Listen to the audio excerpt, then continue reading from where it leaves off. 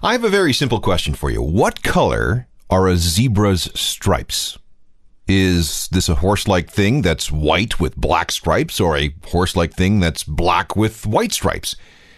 Well, the answer is B. Baby zebras develop with dark-colored fur, and as they get older, they develop white stripes. Second question, why? What purpose does being all black and white and stripy serve? This really bothered scientists for a long time. There had to be some evolutionary reason here. Is it because a herd of zebras looks all fuzzy and blurry to predators? Do the stripes have something to do with regulating body temperature? Are stripes like fingerprints and used by zebras to identify each other? Well, none of the above, actually, or at least not necessarily any of the above. Apparently, the reason zebras develop their stripiness is to get rid of flies. Scientists in Sweden believe that the stripes bounce light in weird ways that flies find very unattractive. Something to do with the resulting polarity of reflected light and how that really bugs the flies, which explains why zebras get fewer fly bites than regular horses.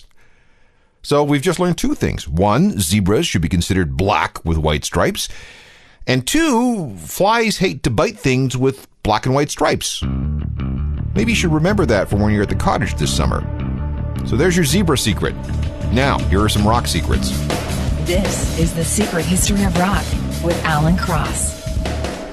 Welcome again. I'm Alan Cross. I took a flight from New York recently, and the airline somehow managed to lose the luggage of the entire plane.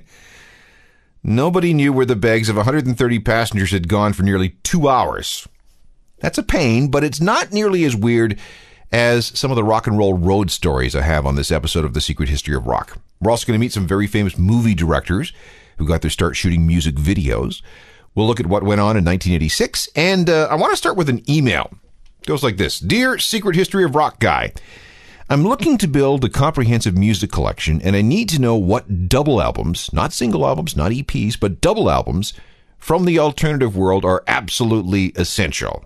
Yes, I've already got the standards. The Wall, Exile on Main Street, the White Album. I'm more interested in albums from punk rock forward. And I don't want live albums. I'm talking about proper studio records that stretch across at least 4 sides or take up 2 compact discs. Can you help? Well, let me try. When you think about it, there really aren't that many alternative records like this, at least not compared to what we'd find in a classic rock collection. There are a couple of reasons for this. First of all, double albums are tremendously expensive to record. Alternative acts were usually on the fringes of the recording industry, and they weren't able to access the big budgets that were required for such a project. Secondly, for the longest time, double albums just weren't cool. They were seen as self-indulgent, overblown projects that reeked of excess and ego. Best keep the songs and the albums short and sharp. That attitude doesn't really apply much anymore, and it does not mean that there were not some very good double albums even in the early days of alt-rock. Take The Clash, for instance. When they recorded London Calling in the summer of 1979, it was the tail end of the original punk rock era. The Clash had tons of songs, so many songs brimming with so much inspiration that they didn't want to cut a single thing. And the only way to get all this music out there was to release a double record. But you see, The Clash had a problem.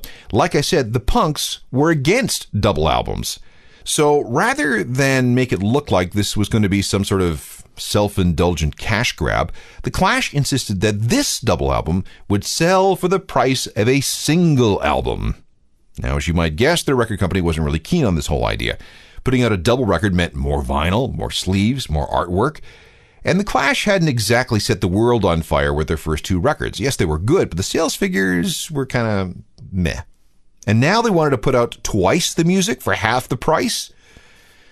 Well, there was much negotiation. All right, you can do a 12-inch album and a 12-inch bonus single, the record company said. No fancy gatefold sleeve, 1 sleeve with the 2 records inside. Okay, said The Clash. But then somehow that bonus 12-inch single turned into another full record with 9 more songs. The single sleeve stayed, though, except in Japan, where it got the full gatefold cover treatment for some reason. Anyway, this is an essential double album because it proved that punk could be more than just 2 chords played very fast. The Clash incorporated punk, rock, reggae, ska, R&B, dub, and even a little jazz into this record. Punk was pushed forward, and it was never the same again. Now, I want you to listen to this track from London Calling very carefully. It's a cover of a song by Vince Taylor. Now, Vince Taylor was an early British rock singer who was one of the major inspirations of David Bowie's Ziggy Stardust character. The producer of London Calling was this guy named Guy Stevens, and he had the Clash go into the studio and warm up with this song. Just before they started to play, he secretly pressed the record button on the tape machine. The Clash rolled through the song in 2 minutes and 9 seconds, and then Guy pressed stop on the machine and said, "Right, we're done. Next song." Well, the Clash looked at each other. We can't use that take, they said. The tempo is all over the place. We sped up so much at the end. The guy just stared at them through the glass and said, "That's fine. All good rock and roll speeds up."